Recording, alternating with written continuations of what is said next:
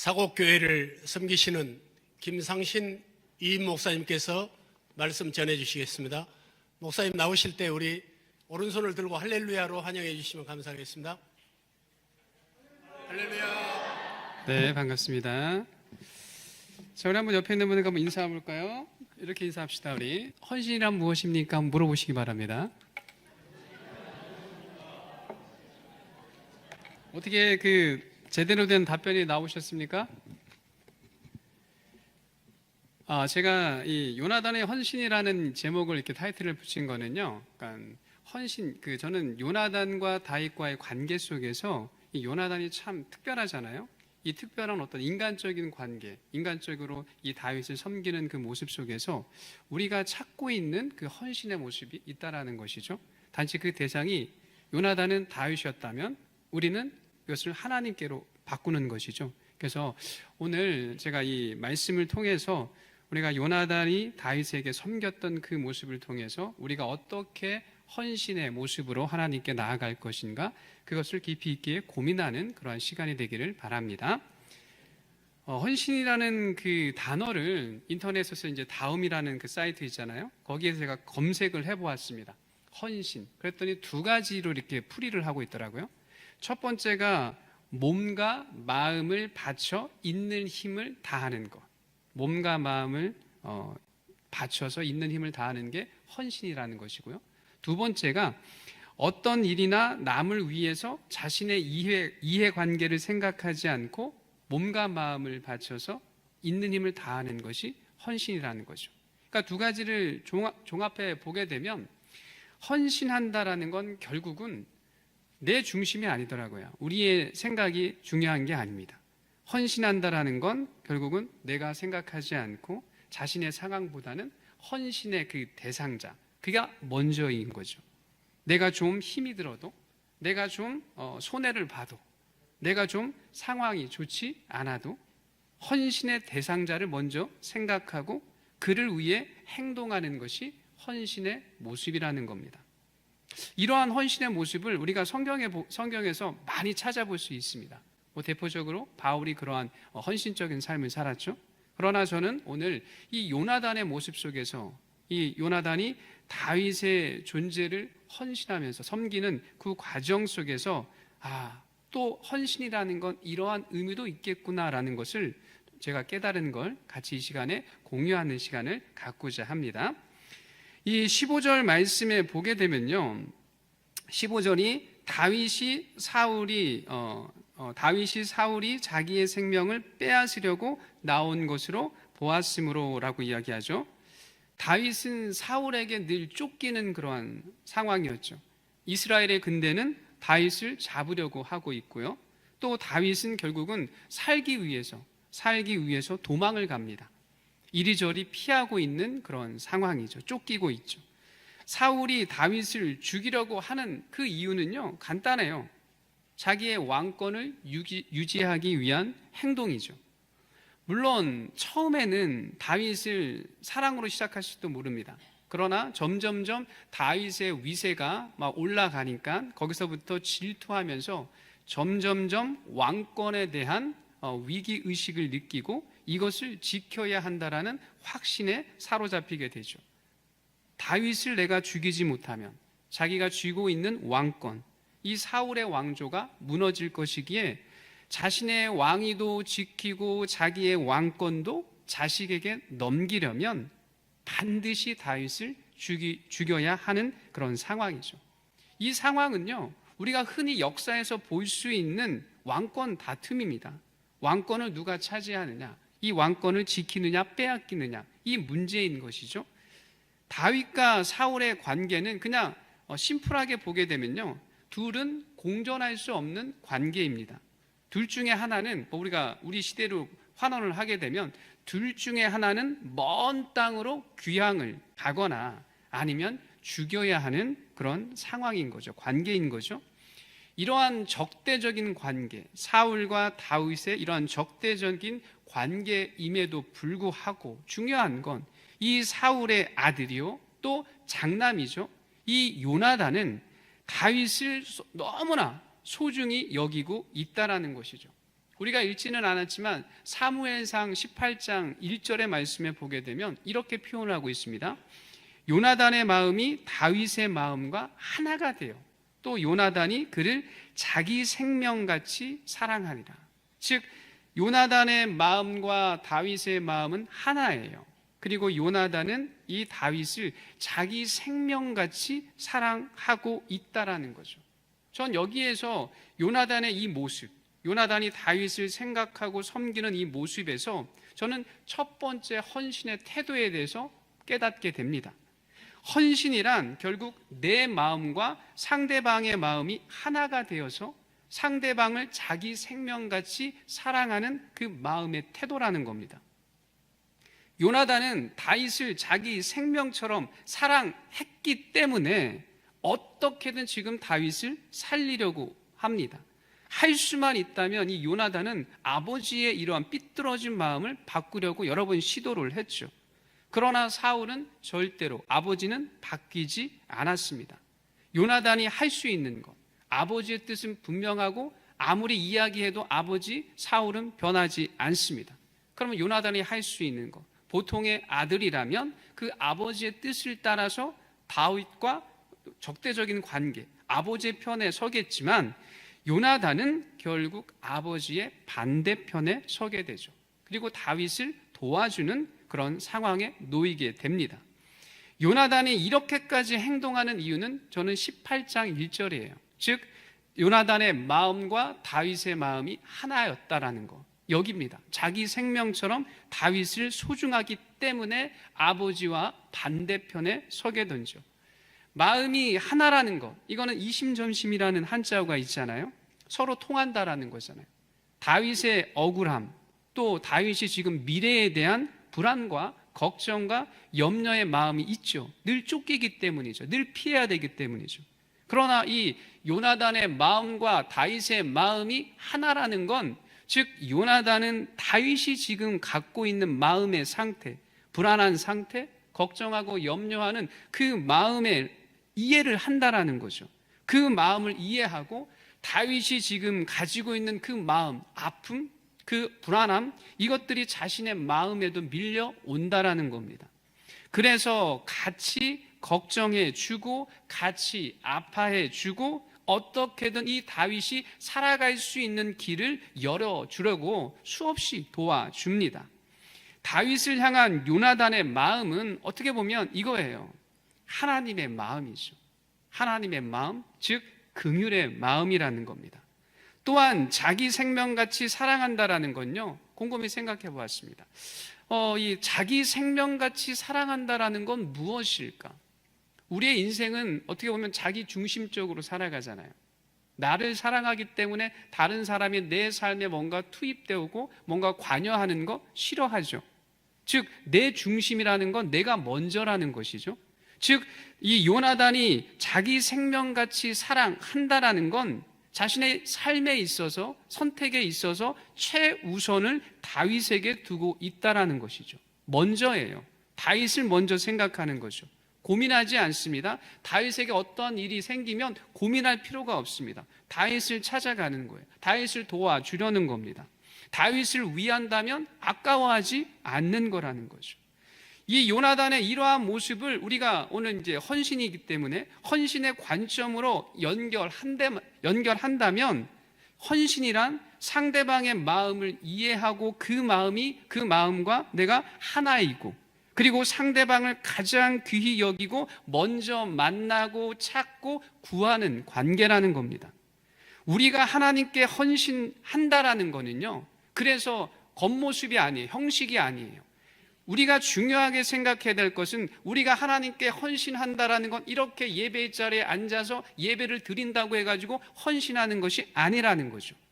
하나님께 헌신한다라는 건 하나님의 마음을 먼저 우리가 이해해야 합니다. 하나님의 마음이 곧 나의 마음이 되고, 하나님의 꿈이 곧 나의 꿈이 되고, 나의 비전이 되고, 하나님을 위해서라면 나의 것보다는 먼저 하나님의 것을 찾고 구하고 하나님과 이야기하는 것을 더 소중하게 여길 줄 아는 이 마음의 태도가 진정한 헌신이라는 겁니다.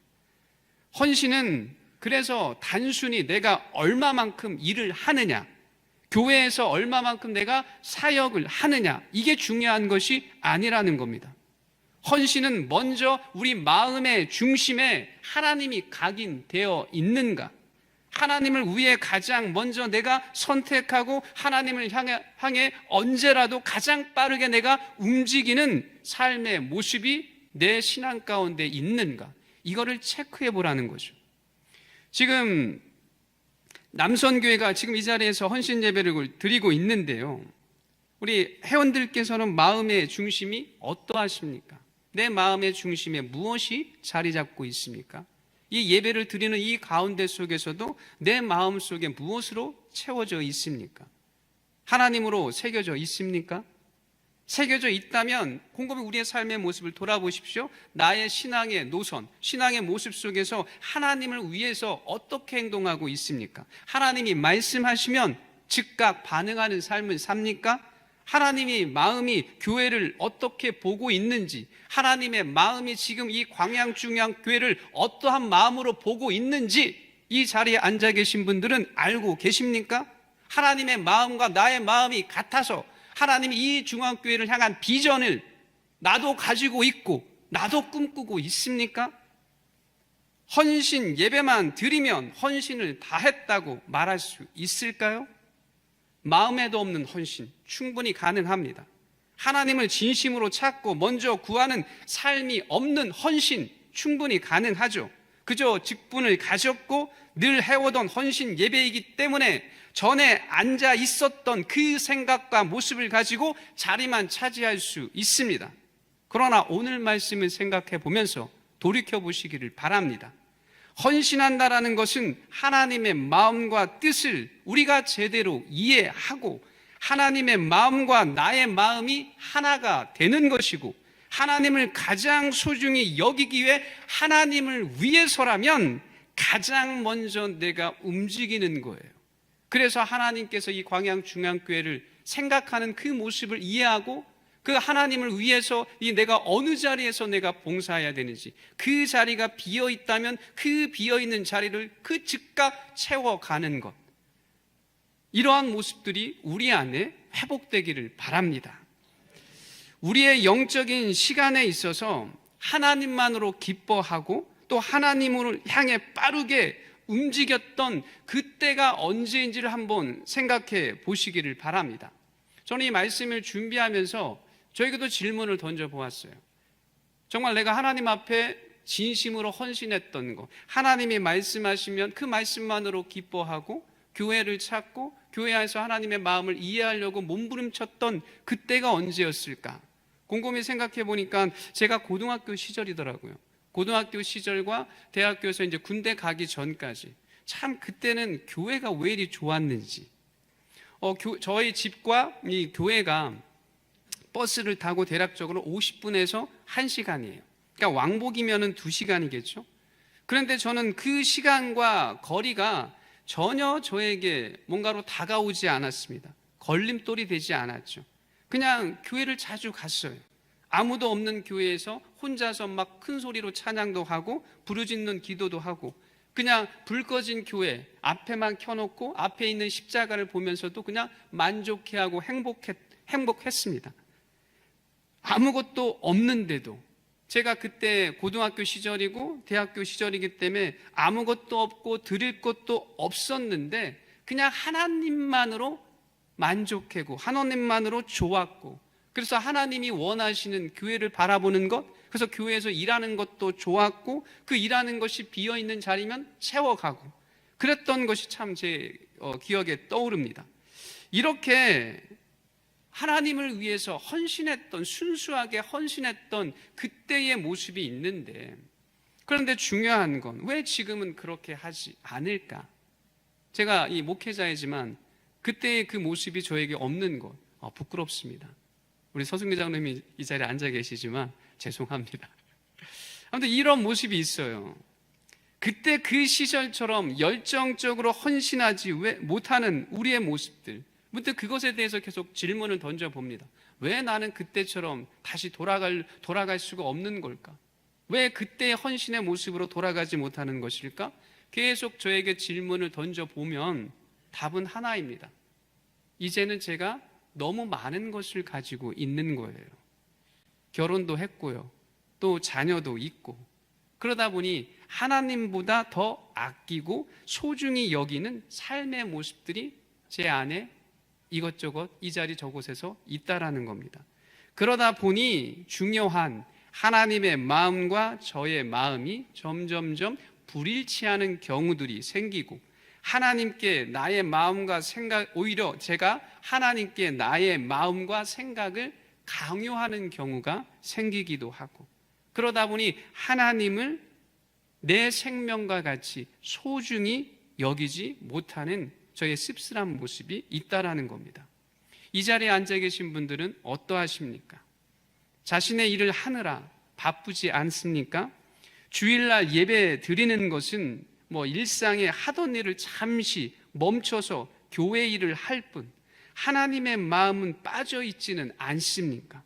예배의 중심은 하나님이고, 하나님의 말씀을 듣고 그 말씀을 새기고 순종하려는 결단, 고백들이 있어야 하는데, 하나님, 저 예배하러 왔습니다. 저 이제 예배하고 예배 드리고요, 제 할 일 하러 갑니다. 이러한 마음의 태도로 제가 바쁜 와중에도 이 자리에 왔습니다. 그렇게 말하면서 저는 제 나름대로 헌신하고 있습니다 라는 그런 착각에 빠져 있지는 않습니까?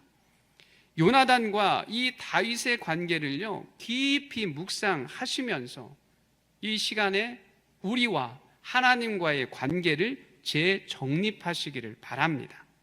정말 하나님의 마음과 나의 마음이 일치가 되는 그때의 그 감격을 회복하시기를 바랍니다.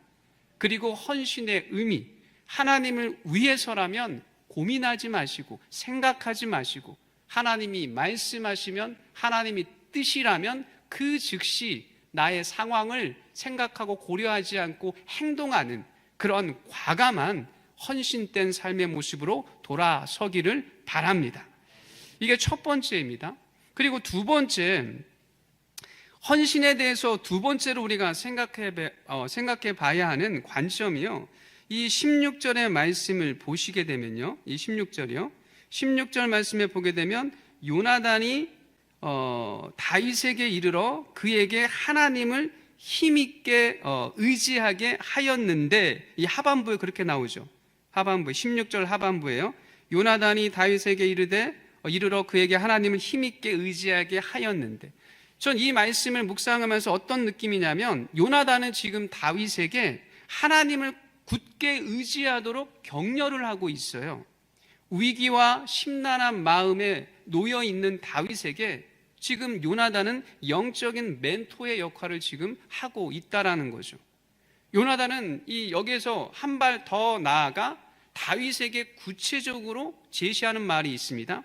그게 17절 말씀에 보게 되면, 두려워하지 말라, 내 아버지 사울의 손이 내게 미치지 못할 것이요 라고 하고 있습니다. 사울의 손이 다윗에게 미치지 못할 것이라고 말하는 그 근거는 무엇이겠습니까? 왜 이렇게 당당하게 아버지 사울의 손이 너에게 미치지 못할 것이다 라는 말을 당당하게 하는 그 근거가 도대체 무엇이겠습니까? 생각해 보면요, 간단해요. 요나단이 사울이 하는 행동에 있어서 가로막는다라는 거죠. 다윗에게 피할 길을 제공할 것이고, 사전에 미리 아버지가 하고자 하는 그 행동에 대해서 미리 정보를 알려주거나, 즉 다윗을 보호하는 구체적인 행동을 요나단이 하겠다라는 겁니다. 다윗에게 이 요나단의 존재는요, 영적인 멘토뿐만 아니라 삶의 어려움을 견딜 수 있도록 이끄는 보호자, 어쩌면 구원자였죠. 요나단은 다윗에게 선하고 은혜로운 영향력을 지금 주고 있다라는 겁니다.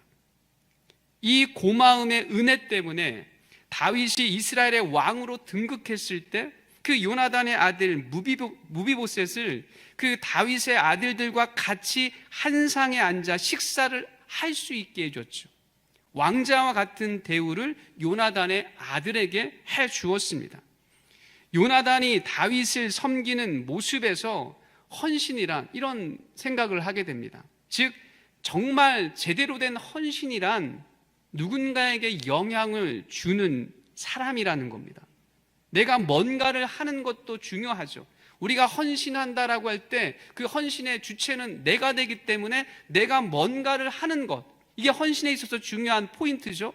그러나 더 넓게 본다면 진정한 헌신은요, 나도 중요하지만 내가 이 행동을 함으로 인해서 누군가에게는 선한 영적인 영향력을 끼친다라는 거죠.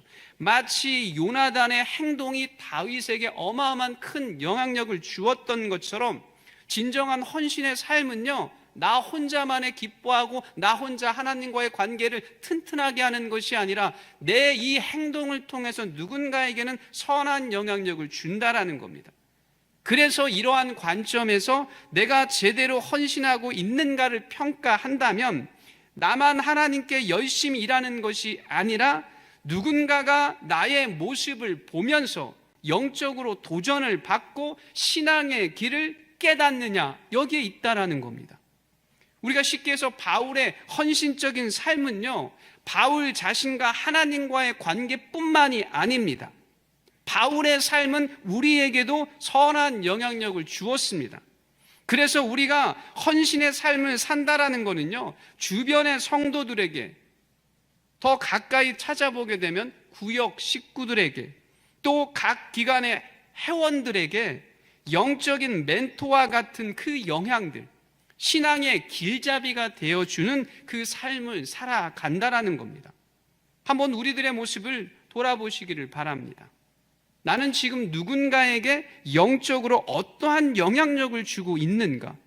이 관점에서 한번 살펴보시기를 바랍니다. 나와 하나님과의 관계는 잠시 뒤로 하고요. 내가 지금 이 교회에서 헌신한다고 하는데 정말 그 헌신의 모습을 통해서 다른 이에게, 다른 성도에게 선한 영향력을 주고 있는가? 집사님을 보니 와, 예배는 어떻게 드려야 하는지 제가 집사님의 모습을 보고서 예배 드리는 것에 대해서 배우게 됩니다. 우리 권사님의 모습을 보니 와, 기도는 어떻게 해야 하는지, 기도는 이렇게 해야 되는 거군요. 기도의 모습을 제가 배웁니다. 우리 장로님의 모습을 보니까 정말 이 교회를 어떻게 사랑해야 하는지, 그리고 성도들을 어떻게 섬겨야 하는지 제가 그것을 배웁니다. 이러한 신앙의 길잡이가 되어주고 있는가? 이것을 고민해 보시길 바랍니다. 헌신이라는 건 누군가에게 신앙의 길잡이가 되어준다라는 겁니다. 헌신의 삶을 우리가 온전하게 살게 되면 결국 우리의 영성은요, 밖으로 흘러가게 되어 있습니다. 밖으로 흘러간 영성은 결국은 교회 공동체를 바르게 세우고 이 교회 공동체를 성령 충만함으로 만든다라는 겁니다. 우리 남선교회 회원들께서 진정한 헌신의 삶을 회복하시고 이제 이 중앙교회가 영적으로 모두에게 서로에게 좋은 영향력을 흘려보내시는 그 아름다운 모습을 만드시기를 바랍니다. 그래서 새로운 영적인 변화의 바람을 일으키시는 우리 남선교회 회원님들이 되기를 간절히 부탁드립니다. 또 마지막으로 헌신의 끝은, 이 헌신의 완성은요, 포기예요. 포기. 내려놓음이라는 거죠. 그걸 제가 어디서 찾았냐면 우리 17절 말씀 보세요. 이 17절 말씀의 그 하반부를 보게 되면요, 어떠한 그 구절이 있냐면 요나단이 다윗에게 하는 말이 있죠. 너는 이스라엘의 왕이 되고 나는 내 다음이 될 것을 내 아버지 사울도 안다. 내가 먼저 이스라엘 왕이 되고 그 다음이 나다라는 것이죠. 요나단에게 있어서 가장 소중하다고 할 수 있는 왕권, 이것을 지금 스스로가 내려놓는 거예요. 소중한 자리를 내려놓아도 이 요나단은 아까워하지 않습니다. 어쩌면 이 말 속에서는요, 결코 내가 이러한 말을 한다고 해도 후회하지 않는다라는 거죠. 그리고 더 놀라운 건요, 19절에 있습니다. 18절이죠. 18절에 두 사람이 여호와 앞에서 뭐 하고 있습니까? 언약을 하고 있습니다. 즉 요나단의 말은요, 거짓이 아니라 진심이라는 겁니다. 그래서 헌신의 끝은 포기할 줄 아는 것, 내려놓는 것에 인색하지 않고 후회하지 않는 거라는 거예요. 구체적이라는 거예요. 말이 아니라는 거예요. 실제적인 행동이 따른다라는 거예요. 헌신에 대한 예화를 이렇게 준비하면서 이런 예화가 있더라고요. 세계적으로 유명한 산부인과 의사라고 하는 하워드 A 켈리라는 그 의사가 있는데, 이 사람이 의과대학을 졸업하는 날 그가 일기를 썼어요. 어떠한 일기를 썼냐면, 잘 들어보십시오. 주님, 내 자신과 나의 시간과 나의 능력과 나의 열정, 이 모든 것을 당신께 드립니다. 당신의 도구로 사용되기를 원하오니 나를 정결케 하시고, 제가 주님께 가까이 가는 것을 방해하는 것이라면 세상에서의 어떠한 성공이라도 제게 허락하지 마옵소서. 제가 도전을 받는 부분은요, 주님께 가까이 가는 것을 방해하는 것이라면 세상에서의 어떠한 성공이라도 제게 허락하지 마옵소서. 이 부분이에요. 성공을 포기했죠. 주님을 선택한 겁니다. 성공을 포기하고 주님과 함께하는 시간을 선택한 것이죠. 요나단의 헌신은요, 그래서 립서비스가 아니에요. 구체적인 거예요. 두 사람이 여호와 앞에 언약했다라는 건 하나님 앞에서 언약한 의미는 서원에 가깝죠. 반드시 지킨다라는 거죠. 만약 이 약속을 어겼을 경우에는 하나님께서 내리시는 그 무서운 심판을 그대로 받겠다라는 겁니다. 저는 이 요나단의 이 모습에서 헌신은요, 구체적으로 포기하는 삶이라고 저는 정의하고 싶습니다. 행동이 따른다라는 거죠. 오늘 우리의 신앙의 모습을 살펴보게 되면요, 우리는 말로 하는 헌신에 매몰되어 있습니다. 정말 말만 합니다. 말만 헌신한다라고 합니다. 말만 정말 화려하게 하고 행동은 조금도 바뀌지 않습니다. 이제부터는 교회를 더 잘 섬기고 이웃을 사랑하고 예배를 잘 드리고 하나님이 기뻐하시는 모습대로 살겠다고 막 이러한 결단들을 많이 하죠. 그러나 헌신 예배가 끝난 다음에 아무것도 달라지지 않아요. 새벽 예배도 또 수요 예배도 금요 기도에도 달라지지 않습니다.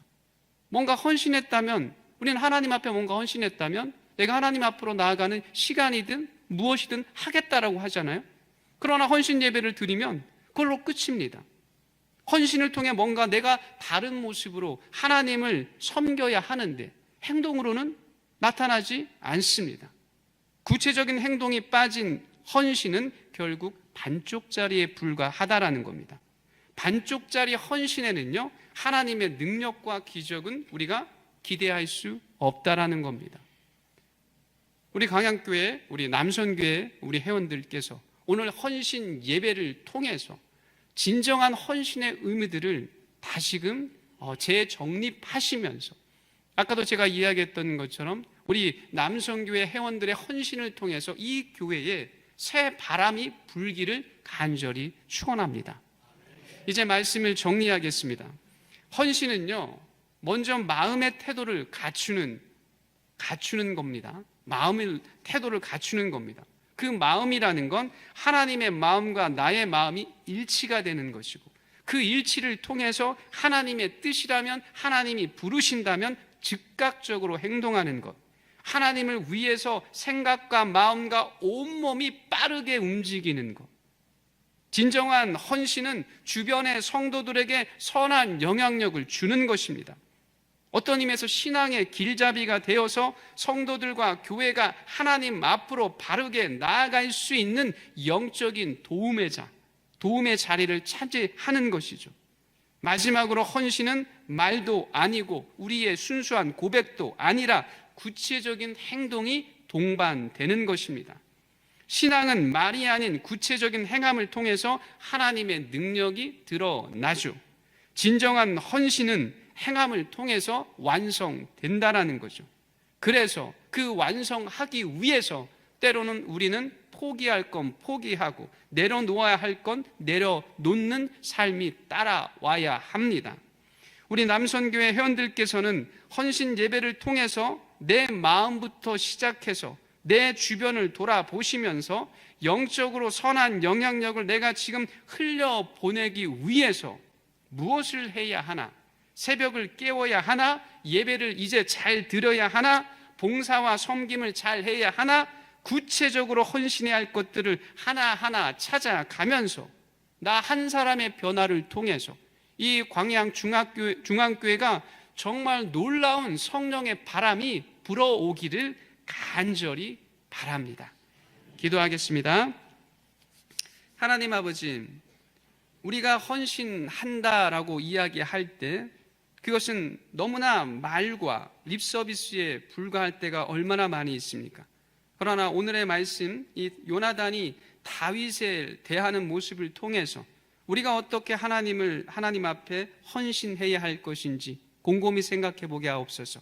하나님의 마음과 뜻이 일치가 되어서 하나님이 말씀하시면 하나님을 위해서라면 이것저것 따지지 않고 즉각적으로 몸으로 하나님께 영광을 드리는 행동하는 그런 헌신의 모습과 또 하나님 아버지 정말 내 주변 사람들에게 헌신은 이것입니다 라고 보여줄 수 있는 신앙의 길잡이가 될 수 있게 해주시고 마지막으로는 헌신은 정말 결단이면서도 내 행동을 따릅니다. 헌신하겠다면 내 것을 포기하고 하나님의 것을 취하는 과감한 결단과 행동이 동반됩니다. 구체적으로 주님, 이제 앞으로 내가 이 교회에서 어떻게 헌신할 것인가 고민하면서 내가 움직일 수 있는 그 자리를 찾아가 하나님을 위해서라면, 하나님 이 교회를 바르게 세울 수 있다면 그 자리에 그 자리에 앉아서 하나님을 진심으로 섬기고 하나님의 나라와 이 교회의 기쁨이 되기 위해서 힘써 움직이는 우리 남선교회 모든 회원들 될 수 있도록 주님 인도하여 주시옵소서. 예수님의 이름으로 기도합니다. 아멘.